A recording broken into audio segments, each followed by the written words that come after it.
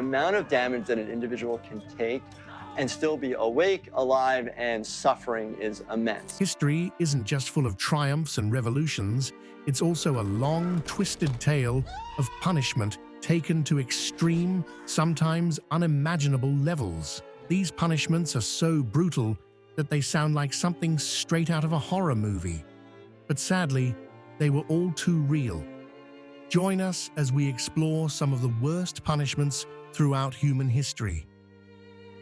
Number 20. The bamboo. Bamboo, often celebrated for its incredible resilience, was transformed into an instrument of unimaginable torment in ancient times. The condemned were tied above freshly cut bamboo shoots, left helpless as nature's growth became a deadly force. Bamboo's rapid growth, sometimes stretching several inches each day, made its tips turn into sharp, lethal spikes. Over hours and even days, the shoots slowly pierced through skin, muscle, and eventually organs. The victim's suffering was agonizingly slow, each moment a cruel reminder of their impending death. The excruciating pain was constant, and there was no escape from the relentless progress of the bamboo's sharp tips. This horrific method of execution wasn't just an ancient myth or story, it resurfaced during World War II, when reports suggest that Japanese forces used it on prisoners of war. Combining the brutality of human cruelty with the forces of nature, bamboo torture became both a terrifying and ingenious form of punishment. The victims' screams were gradually lost over time, swallowed by the creeping growth of the bamboo that claimed their lives. The body, bound and broken, would eventually become part of the plant itself, a chilling union of life and death. As haunting as bamboo torture is, the next form of punishment is even more brutal, involving not nature, but a sack filled with chaos and ultimate betrayal. Number 19. Poena Kou. In ancient Rome, parricide, the act of killing one's parents, was considered one of the most horrifying crimes. It was seen as a direct attack on the very fabric of family and society, and the punishment for such an offense was as gruesome as the crime itself. The Poena Kou, or punishment of the sack, was reserved for those found guilty of parricide. The condemned person was bound inside a large leather sack, along with 4 animals: a dog, a snake, a rooster, and a monkey. The animals were thrown into the sack while still alive, and their natural instincts took over. As they panicked and fought for their lives, the victim was subjected to relentless biting, scratching, and constricting. The sack became a nightmarish world of chaos, with each creature desperately trying to escape the turmoil. After enduring this horrifying torment, the sack was tossed into a river where the condemned person would drown. The Poena Kou was designed not only to end the life of the criminal, but to erase their very existence. Parricide was viewed as a crime against nature itself, and the sack symbolized a complete severing from society, family, and humanity. While the Poena Kou erased a life in a brutal and final way, the punishment for high treason in medieval England turned execution into a terrifying public spectacle. Number 18. Hanged, drawn, and quartered. Few punishments in history match the sheer brutality and calculated spectacle of the sentence reserved for those convicted of high treason in medieval England. Introduced in the 13th century, this grim penalty served a dual purpose: to inflict maximum suffering on the condemned and to instill fear in the public as a deterrent. The ordeal began with the prisoner being dragged to the execution site on a hurdle or wooden frame, a deliberate act of humiliation that stripped away any semblance of dignity. At the site, the condemned faced the first stage of their punishment, hanging. But this was no ordinary hanging. Death by strangulation was carefully avoided. Executioners ensured the victim was cut down just before suffocation claimed their life. What followed was a scene of unspeakable horror. The condemned were subjected to disembowelment, with vital organs, including at times the genitals, removed while they were still alive. The heart, representing ultimate betrayal, was typically the last organ extracted. The executioner would brandish it triumphantly, crying, "Behold the heart of a traitor!" Only then was the punishment revealed in full.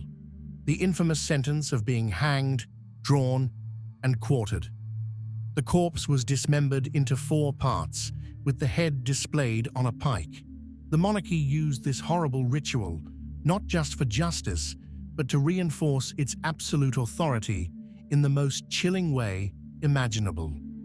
Number 17. The upright jerker. In the late 19th and early 20th centuries, efforts to modernize capital punishment led to the development of a grimly mechanical device. This innovation sought to replace the traditional gallows and its trapdoor mechanism with something deemed more efficient and humane. However, this approach to execution often fell tragically short of its promise. Instead of providing a swift, painless death, the device frequently subjected the condemned to prolonged and horrifying suffering. Witnesses to these executions were often left shaken, as the supposed efficiency of the method proved illusory.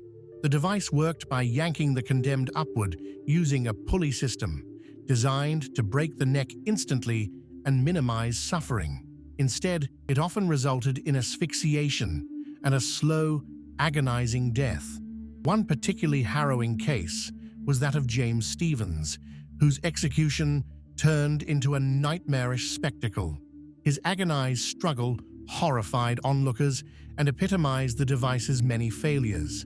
This execution method, known as the upright jerker, was briefly employed in several states, including Connecticut, where it was used to execute figures like Gerald Chapman, a notorious murderer and gang leader. Despite receiving a patent in 1895, the device's gruesome flaws ultimately sealed its fate. By the 1930s, it was abandoned, leaving behind a grim legacy in the history of capital punishment. Though medieval England's punishment for treason shocked the world, a later attempt at humane executions would prove to be equally horrifying. Number 16. Death by elephant.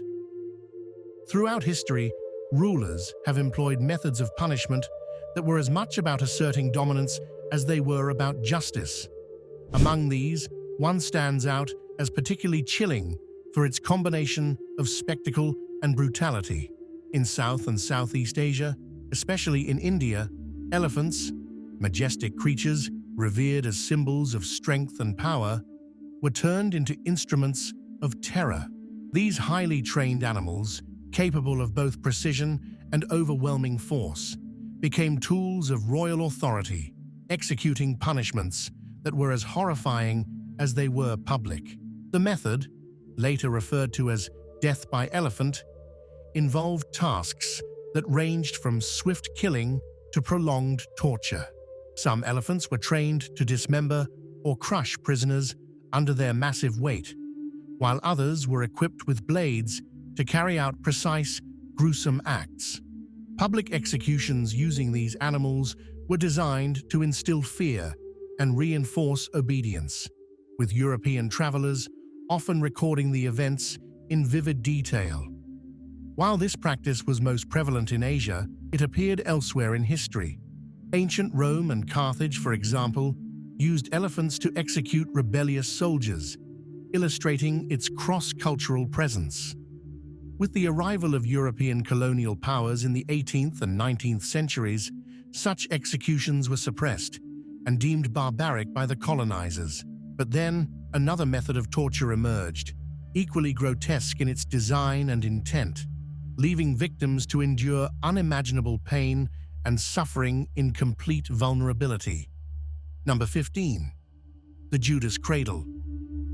This punishment, also known as the Judas chair, remains one of the most grotesque and sadistic torture devices of the medieval era. Its design was devilishly simple yet brutally effective, combining physical agony with profound humiliation. The apparatus featured a sharp, pyramid-shaped point, mounted on a wooden or metal frame. Victims, stripped of their clothing to amplify their vulnerability, were gradually lowered onto this sharp tip. The pyramid would pierce delicate areas of the body, inflicting indescribable pain with each movement. The torturer controlled the process with ropes, deciding the victim's fate, whether to prolong the suffering with slow, deliberate adjustments or to intensify the agony by attaching weights to the victim's legs, forcing them downward. The excruciating pressure on sensitive areas was unbearable, and the psychological trauma compounded the torment, as victims often endured the ordeal in full view of others. The suffering rarely ended quickly. Victims were sometimes suspended for hours or days, and the uncleaned device often introduced severe infections to the open wounds, leading to a prolonged and agonizing death. This horrifying tool was employed to extract confessions or punish those accused of heresy or treason. Could there be a more brutal punishment? One that stretched both body and mind to their breaking point? Let's find out. Number 14. The rack. The rack, an infamous symbol of medieval cruelty, was one of the most feared torture devices in history. Designed to terrify and extract confessions, it was deceptively simple, yet horrifyingly effective. The apparatus consisted of a rectangular wooden frame, fitted with rollers at each end. Victims had their wrists and ankles bound to these rollers, and as the handles were turned, their bodies were stretched to excruciating extremes. The effects were gruesome. Ligaments snapped, muscles tore, and joints popped out of their sockets under the relentless tension. Beyond the physical torment, the psychological impact was immense. Victims often endured this agony in public, their screams echoing through the air, warning others of the fate awaiting those who defied authority. The origins of the rack can be traced back to ancient Greece and Rome, but it gained notoriety in European dungeons during the Middle Ages and the Inquisition. Torturers, skilled in their grim craft, often stopped just short of killing their victims, allowing enough recovery for further rounds of pain. The unbearable agony drove many to confess, regardless of guilt, fulfilling its purpose as a tool of control. Yet the rack was only one piece of a broader landscape of medieval horrors, where the imagination of torment knew no bounds. Far worse devices awaited the condemned. Number 13. Riding the Stang. For centuries, rural Britain embraced a vivid and dramatic form of public humiliation as both punishment and entertainment. This ritual targeted those who flouted societal norms, particularly men accused of domestic violence, and served as a way for communities to assert their moral boundaries. The process began with villagers gathering in a boisterous procession, often led by younger men armed with pots, pans, whistles, and anything else that could create an ear-splitting clamor. Central to the event was a sturdy wooden pole, the focal point of the entire spectacle. In northern England and Scotland, this pole, called a stang, could either bear a comical effigy representing the accused, or in some cases, the accused themselves. The villagers paraded the stang through the streets, drawing spectators from every corner of the community. As the cacophony of noise echoed through the village, neighbors crowded windows and doorways, eager to catch a glimpse of the unfolding drama. Eventually, the procession would arrive at the home of the transgressor, where the crowd's jeers and mockery reached their peak. Known as riding the stang, this lively yet pointed punishment was a collective reminder of the consequences of violating social expectations. Despite its seemingly quaint nature, it carried a profound moral weight in its time, yet it pales compared to the sheer terror and physical agony of the next punishment. Number 12. Boiling alive. Few punishments in history rival the sheer brutality of boiling alive.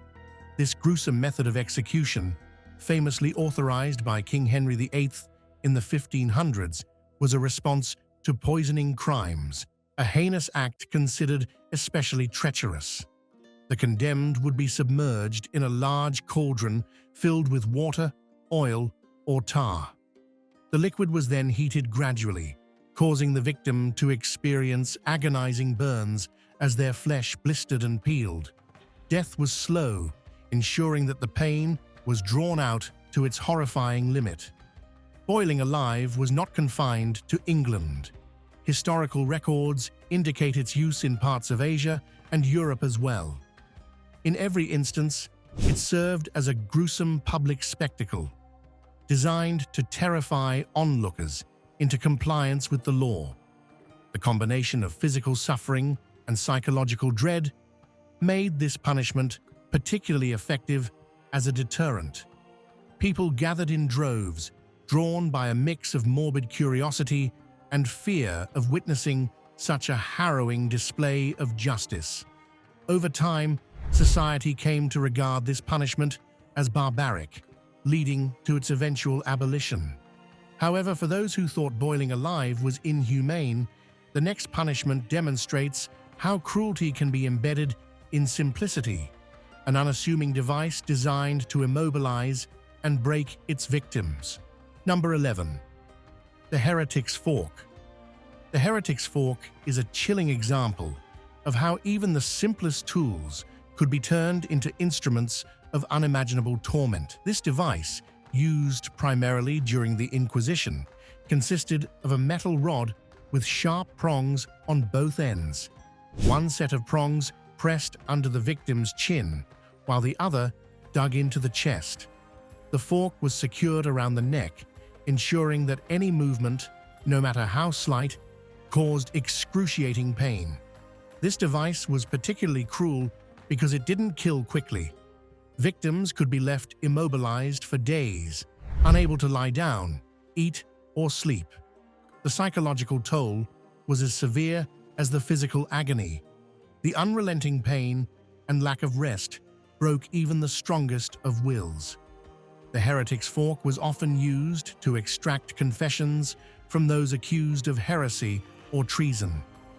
It symbolized the cold efficiency of medieval torture, where pain was both a tool of interrogation and a means of instilling fear. As horrifying as this device was, its impact was limited to its immediate victims.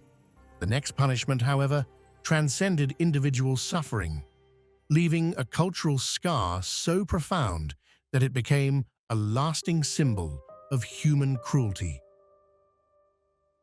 Number 10. Lynching. Few punishments in history are as chilling as one that was practiced in China for almost 1,000 years. It was used for the most serious crimes, like treason, mass murder, or killing a parent or master. The person sentenced would be tied to a wooden frame in a public place, where a crowd would watch their slow and painful fate.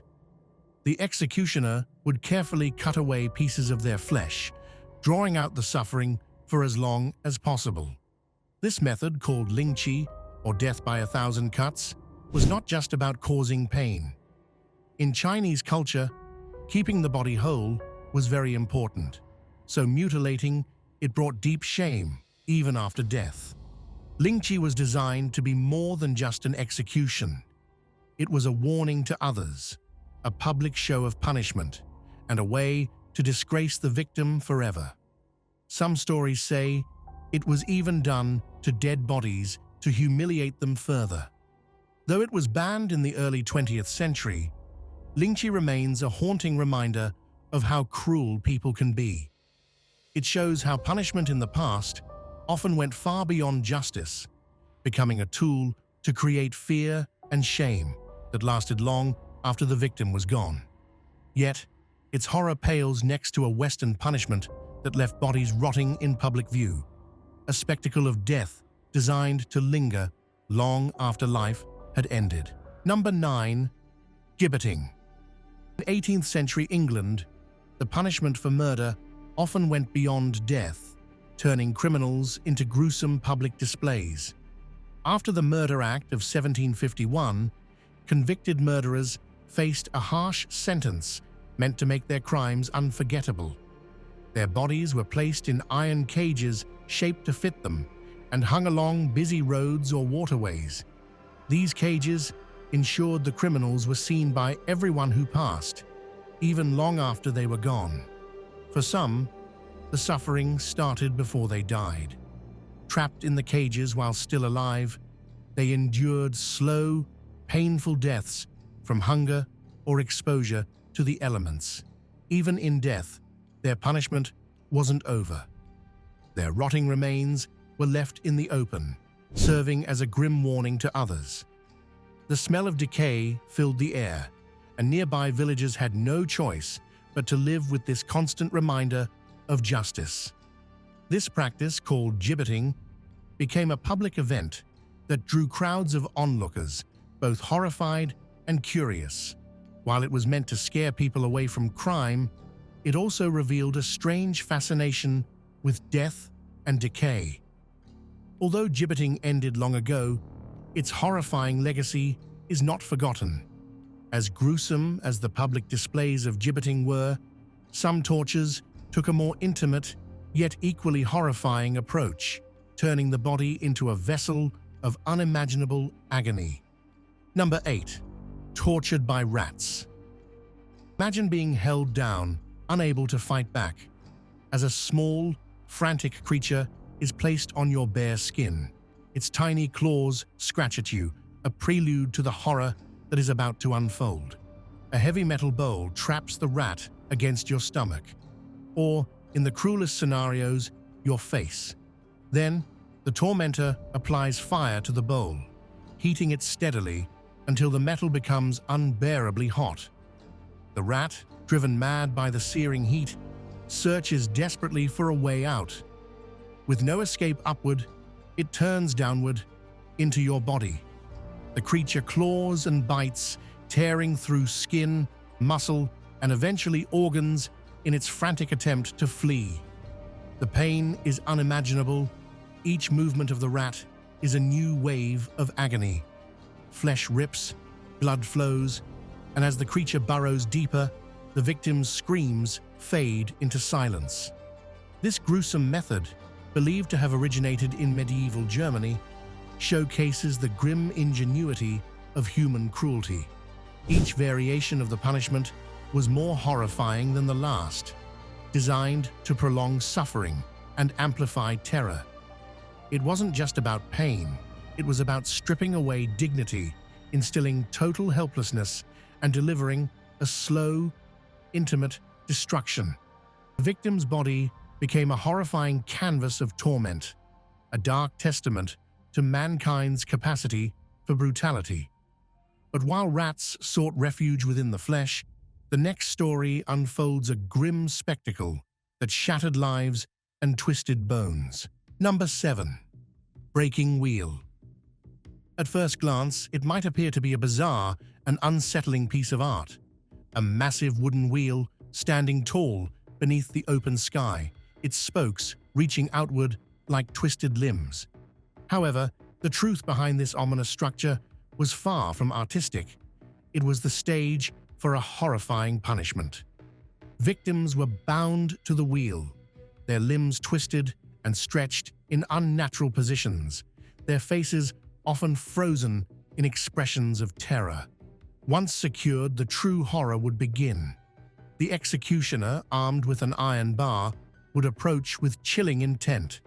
With methodical precision, they would smash the victim's bones one by one, limb by limb, with brutal force. The sickening crunch of breaking bones filled the air, while the victim's agonized screams echoed in the surrounding space. Each blow delivered relentless pain, as the body, shattered and broken, writhed in vain attempts to escape its fate. The wheel, once a symbol of life, transformed into a canvas of suffering, displaying the victim's agony for all to see. death, however, was never swift. The process could stretch on for hours or even days as the victim clung desperately to life, their shattered body unable to escape its torment. Known as the breaking wheel or Catherine wheel, this brutal punishment was a public spectacle in 18th century Europe.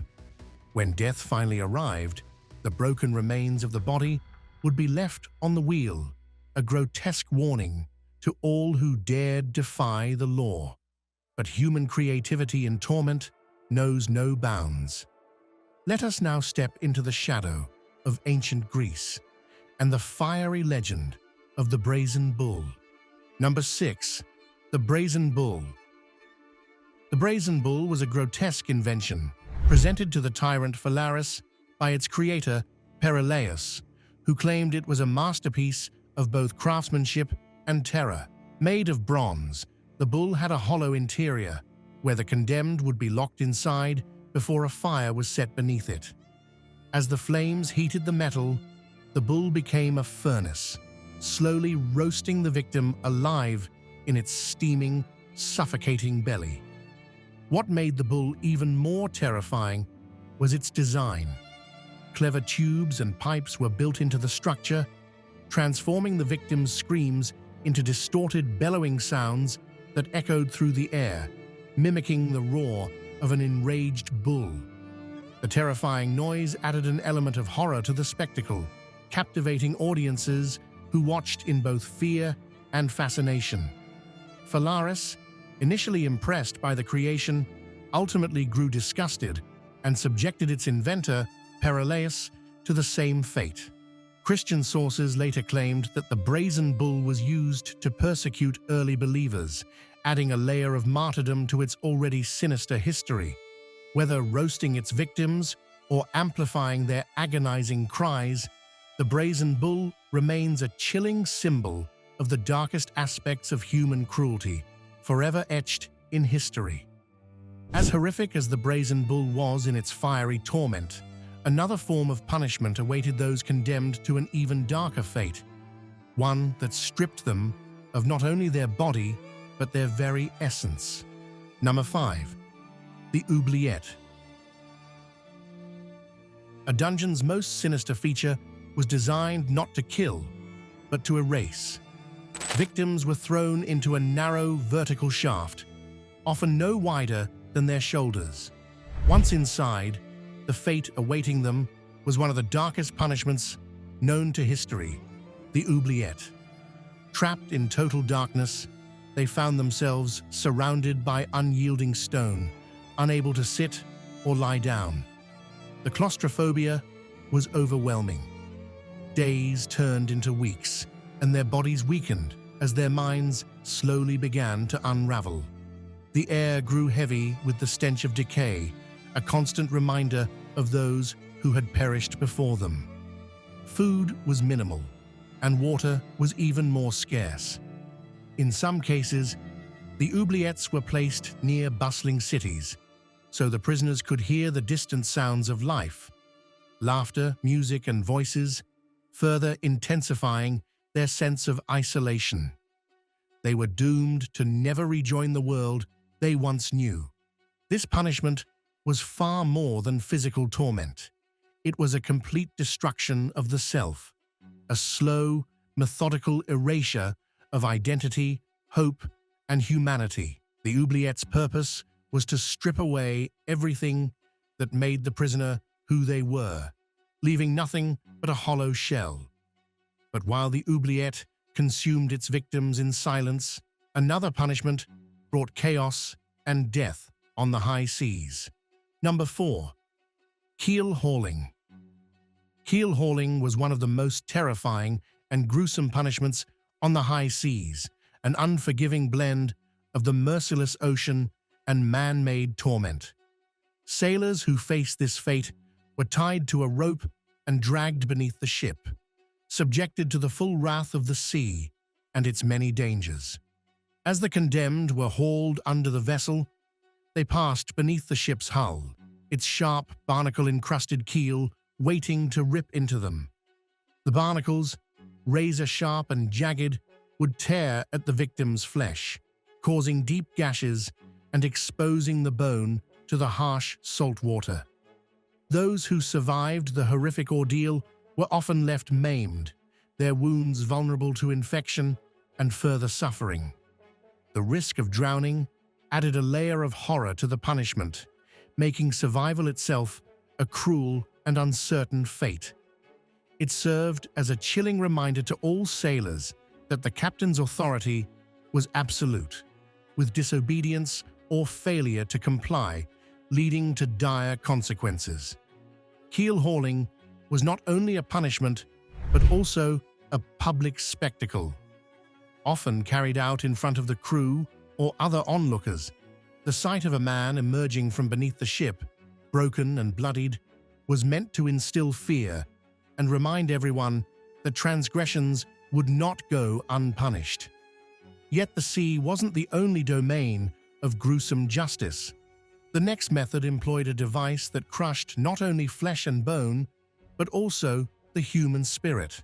Number 3, head crusher. A gruesome tool of medieval interrogation, one designed to break both body and spirit, was used in the most horrific of ways. The victim's head was placed between a metal cap and a plate, with a screw that would be tightened incrementally, applying increasing pressure. The process began slowly, with the initial pressure focused on the jaw, causing teeth to snap and bones to fracture. As the screw continued to turn, the skull began to compress, forcing the eyes to bulge outward.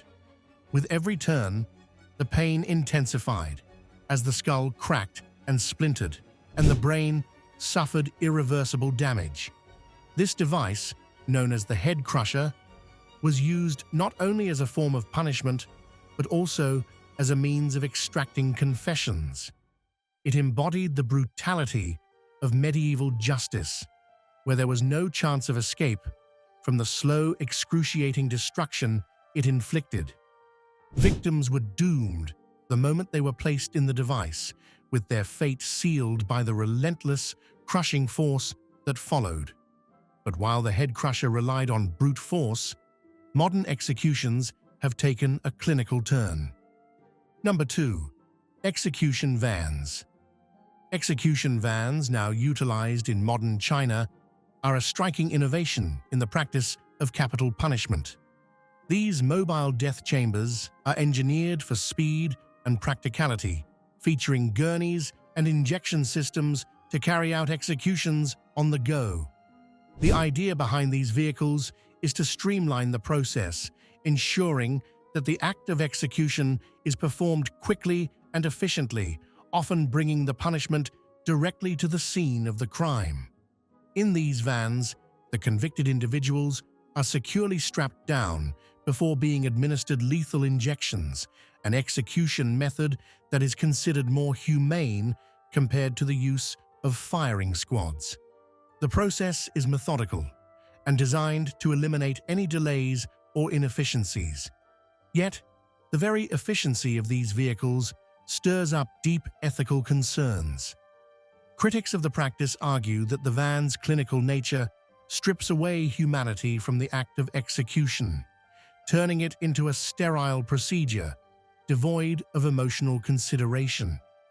On the other hand, proponents suggest that these vehicles offer a way to reduce costs and expedite justice. No matter the side one takes, the use of execution vans stands as a powerful symbol of how society's views on punishment continue to evolve in the face of modern technology. While execution vans embody modernity, the next punishment is a relic of ancient cruelty. Number 1, the Strappado. The Strappado was a medieval form of torture that harnessed the power of gravity to induce excruciating pain, a method that seemed designed to break both the body and the mind. The victim's wrists were tightly bound behind their back, rendering their arms useless.